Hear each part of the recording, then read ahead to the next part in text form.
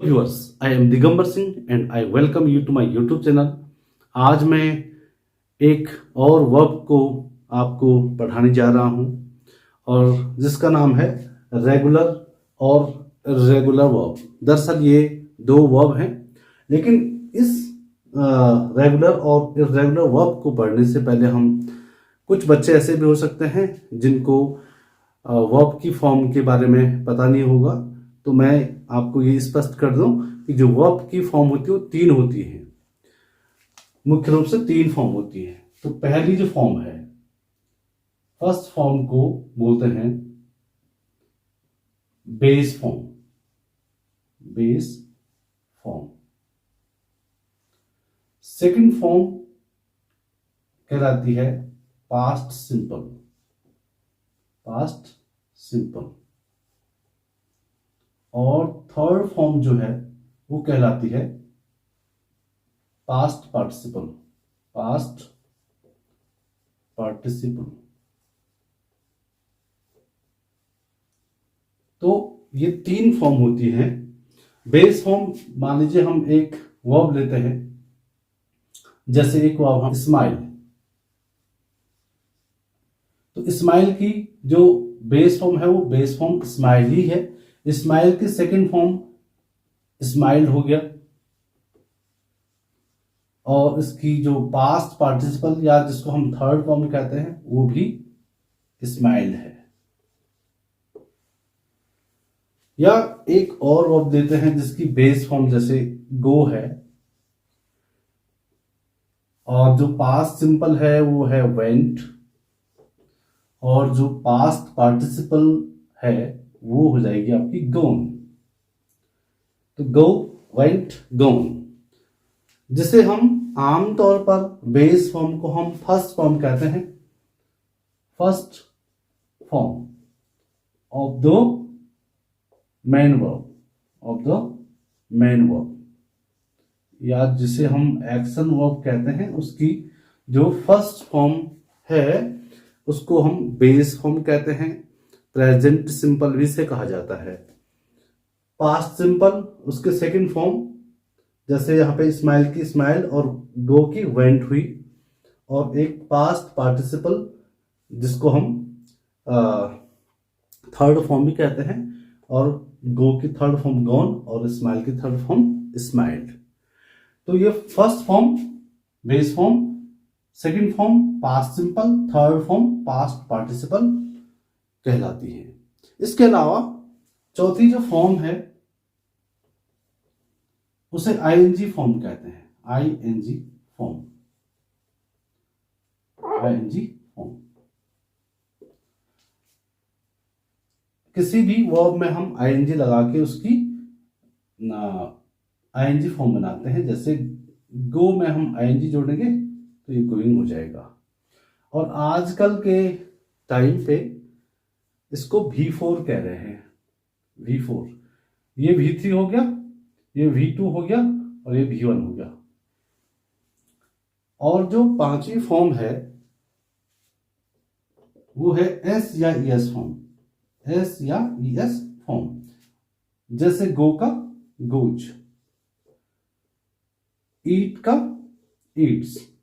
तो ये S, इसमें S है और इसमें ES जुड़ा हुआ है, तो यहां पे इसको हम V5 कहते हैं। तो I hope you must have understood all these forms of the verb. तो जो वर्ब की मेन तीन फॉर्म होती है। तो व्यूअर्स, यहाँ पे हम जो रेगुलर और इर्रेगुलर वर्ब है, इसमें से हम पहले रेगुलर वर्ब की बात करते हैं, और इसकी डेफिनेशन है it creates the past simple and past participle by adding ed, d and ied। तो इसका अर्थ ये हुआ कि ये जो रेगुलर वर्ब है ये क्या करती है, क्रिएट करती है किसको, पास्ट सिंपल को और पास्ट पार्टिसिपल को ऐड करके। क्या ऐड करके, ed, या तो इसमें ed लगता है, या d जुड़ता है, या ied जुड़ता है। पहले हम देखते हैं कि ईडी किन किन वर्ब के साथ लगेगा।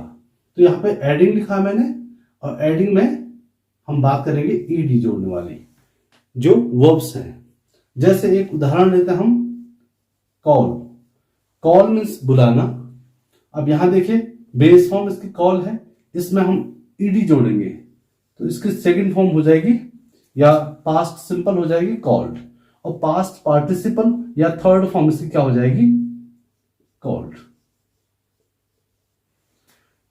दूसरा एक और उदाहरण हम लेते हैं ईडी, जिसमें ईडी ऐड होके हम सेकंड और थर्ड फॉर्म या पास्ट सिंपल और पास्ट पार्टिसिपल वर्ब बनाएंगे। वो देखिए WANT, want। want मीन्स चाहना, तो want, wanted, और यहां भी आप ईडी जोड़ दोगे। इसके अलावा लाफ, LAUGH, तो लाफ में हम क्या जोड़ेंगे, ईडी, लाफ्ड हो जाएगा, लाफ्ड, और ये भी लाफ्ड। तो पहला क्या है, हम रेगुलर वर्ब किसे कहेंगे, हम जिसमें ईडी जोड़कर उसका सेकंड यानी सिंपल पास्ट और पास्ट पार्टिसिपल बनाते हैं। वेल व्यूअर्स, अभी हमने कुछ रेगुलर वर्ब को ईडी की मदद से बनाया था, या यूं कहें कि हमने कुछ वर्ब की बेस फॉर्म में ईडी जोड़कर उनका पास्ट सिंपल और पास्ट पार्टिसिपल फॉर्म बनाया था। अभी डी को जोड़कर हम कुछ वर्ब्स की क्या बनाएंगे, पास्ट सिंपल और पास्ट पार्टिसिपल। पास्ट सिंपल को सेकंड फॉर्म और पास्ट पार्टिसिपल को थर्ड फॉर्म भी हम कहते हैं, और base form means first form of the main verb. तो डी देखिए, डी को जोड़ के बनाते हैं। तो एक नियम है, यदि किसी रेगुलर वर्ब के अंत में ई आए तो हम क्या करते हैं, उसमें ईडी नहीं जोड़ते हैं, हम क्या करते हैं, ई को रहने देते हैं और उसमें डी जोड़ते हैं। जैसे एक उदाहरण है HATE, हेट। हेट मीन्स घृणा करना, तो यहां पे ई है अंत में, इसके ठीक पहले कॉन्सोनेंट है, तो हेट का क्या हो जाएगा, हेटेड। हमने खाली इसमें डी जोड़ा, हेट तो था ही यहाँ पे, HATE था ही, हमने डी जोड़ा, इसकी थर्ड फॉर्म में क्या हो जाएगी, हेटेड, हेटेड। इसके अलावा दूसरी वर्ब हम लेते हैं लाइक, लाइक। यहां देखिएगा लाइक के अंत में ई है, तो हम क्या करेंगे, इसमें सिंपली हम डी जोड़ के इसकी सेकंड, और यहां भी हम डी जोड़ के इसकी थर्ड फॉर्म बनाएंगे। तो अकॉर्डिंग टू द रूल, अगर हमारे पास ऐसा कोई शब्द हो जिसके अंत में ई आए तो हम क्या करते हैं, हम उसमें डी जोड़कर उसका पास्ट सिंपल यानी सेकंड फॉर्म और पास्ट पार्टिसिपल यानी थर्ड फॉर्म बनाते हैं। व्यूअर्स, कुछ ऐसी रेगुलर वर्ब होंगी जिसके अंत में हम देखेंगे कि उसमें वाई आया है। जैसे एक उदाहरण लेते हैं, कैरी, कैरी, इसके अंत में वाई आया है, इसके ठीक पहले कॉन्सोनेंट आया है। तो नियम यह है, यदि कोई वर्ब जिसकी बेस फॉर्म के अंत में वाई आए और उसके ठीक पहले कोई कॉन्सोनेंट आए, तो हम इस वाई को, ये जो वाई है, इसको हम आई में चेंज कर लेते हैं और फिर हम ईडी जोड़ देते हैं। तो हम क्या जोड़ेंगे, IED। तो यहां देखिए वाई को हम हटा देते हैं, CARR हो जाएगा, और इसमें जोड़ेंगे IED। तो हमने कैरी का पास्ट सिंपल बनाया कैरीड, और पास्ट पार्टिसिपल भी कैसे बनेगा, उसमें हम वाई को हटा के IED जोड़ देंगे। इसके अलावा एक दूसरी है स्टडी, स्टडी। अब यहां देखिएगा इसके अंत में वाई आया है और ठीक इसके पहले डी आया है जो कि कॉन्सोनेंट है। तो नियम क्या है, यदि कोई वर्ड जिसका अंतिम लेटर वाई हो और उसके ठीक पहले कोई कॉन्सोनेंट आए, तो हम वाई को आई में चेंज कर लेते हैं, STUD, इसको हमने एस उतारा, STUD। अब y will change into I and we will add ed with this word. Now it has become studied. इसी तरह से इसकी थर्ड फॉर्म भी ऐसे बनाएंगे, STUDY की जगह I फिर ED। तो स्टडी का सेकंड फॉर्म स्टडीड और थर्ड फॉर्म में स्टडीड होता है। तो ऐसी कई वर्ब हैं जिनको हम वाई हटा के हम उस वर्ब के अंत में वाई हटा देंगे और उसमें हम आईईडी जोड़ देंगे। जैसे कि हमने लिखा भी है कि it creates the past simple and past participle bye adding E D D and ID. कुछ में हम ईडी जोड़ेंगे, कुछ को हम डी की मदद से बनाएंगे और कुछ ऐसी वर्ब भी होंगी जिसको हम आईईडी की मदद से बनाएंगे। तो आई होप रेगुलर वर्ब आपको समझ में आ गई होगी। रेगुलर वर्ब किन वर्ब्स को कहेंगे? जिन वर्ब्स के अंत में हम ईडी डी और आईईडी जोड़कर उनका सेकंड फॉर्म और थर्ड फॉर्म क्रम से है। सेकंड फॉर्म को मैंने बताया पास्ट सिंपल कहते हैं और थर्ड फॉर्म को पास्ट पार्टिसिपल कहा जाता है। तो इस तरह से हम रेगुलर वर्ब को बना सकते हैं। व्यूअर्स, इससे पहले मैंने रेगुलर वर्ब के बारे में बताया, अभी हम इर्रेगुलर वर्ब के बारे में जानते हैं। इर्रेगुलर वर्ब क्या होती है, जरा इसकी डेफिनेशन देख लेते हैं। Irregular verb a verb in which the past tense is not formed by adding E D D और आईईडी।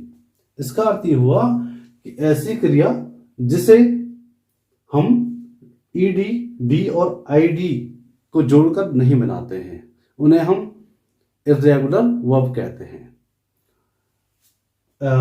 इसके 4 और सब रूल हैं, हम एक एक करके इसको पढ़ते हैं, या 4 प्रकार कह सकते हैं। 4 रूल के हिसाब से या 4 रूल के अकॉर्डिंग इसके 4 प्रकार भी हम कह सकते हैं। तो पहला प्रकार ये है कि सेम रहते ही, तो इसकी 3 फॉर्म सेम होंगी। कुछ ऐसी वर्ब्स होंगी जिसकी तीनों फॉर्म क्या होंगी? सेम होंगी। बेस फॉर्म भी सेम होगी, पास्ट सिंपल सेम होगी और पास्ट पार्टिसिपल सेम होगी। जैसे लेट, लेट और लेट, पुट, पुट और पुट। इसी तरह से स्प्रेड, स्प्रेड और स्प्रेड।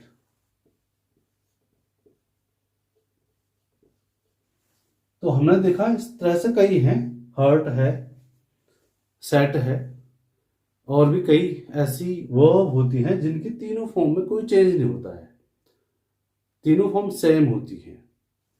तो पहला नियम क्या है कि ये तीनों फॉर्म क्या होंगी?